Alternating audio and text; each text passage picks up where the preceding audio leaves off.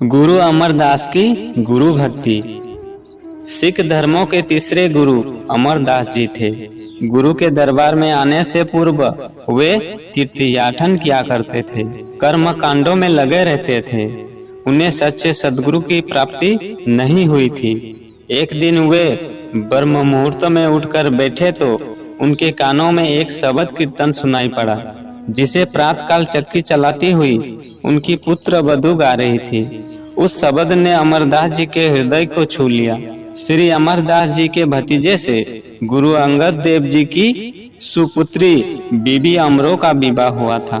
अमरदास जी अपनी पुत्र वधू के पास जाकर पूछने लगे कि बेटी, तू जो अभी शब्द गा रही थी, इस शब्द के रचयिता कौन है?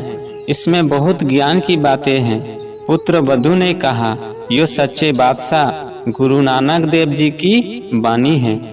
इस समय गुरु नानक देव जी की गद्दी पर गुरु अंगद देव जी विराजते हैं, जो मेरे पूज्य पिताश्री है। उनकी कृपा से मैंने ज्ञान प्राप्त किया है और उन्हीं के भजनों को मैं गा रही हूँ। अमरदास जी बहुत प्रभावित हुए और कहने लगे, बेटी, क्या मुझे भी सच्चे बादशाह मिलेंगे? क्या मुझे भी वो ज्ञान मिलेगा? पुत्र वधू ने कहा, क्यों नहीं। अमरदास जी पुत्र वधू के साथ गुरु अंगद देव जी के दरबार में आए। वे समधी बनकर नहीं, शिष्य बनकर आए थे। तब उनकी आयु लगभग 62 वर्ष की थी।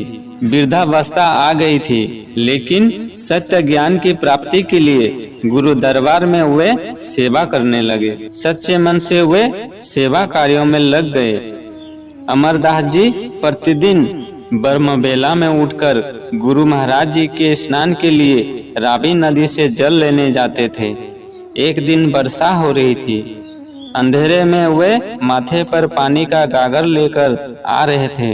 रास्ते में जुलाहे की खड्डी के खूंटे गड़े थे, जो अंधेरे के कारण दिखते नहीं थे। अंधेरे में अमरदास जी के पांव खूंटे से टकराया और वे गिर पड़े। उनके गिरने की आहट सुनकर जुलाहे ने अपनी पत्नी जुलाहिन से पूछा, कौन गिरा? उसकी पत्नी ने कहा, कौन होगा? वही अमरू, जो अनाथ है, 2 रोटियों के लिए गुरु अंगद देव के पास चाकरी करता है। जुलाहिन की बात सुनकर अमरदास जी के मुंह से सहज ही निकला, अरे पगली, तू मुझे अनाथ कहती है? जो सारी दुनिया का मालिक है, जो सारी दुनिया के नाथ है, उनकी शरण में आकर भी क्या मैं अनाथ हूँ? अमरदास की इतनी गुरु सेवा भक्ति थी, इतनी गुरु सेवा की कमाई थी कि उनके पगली कहते ही वो जुलाहिन सचमुच ही पागल हो गई।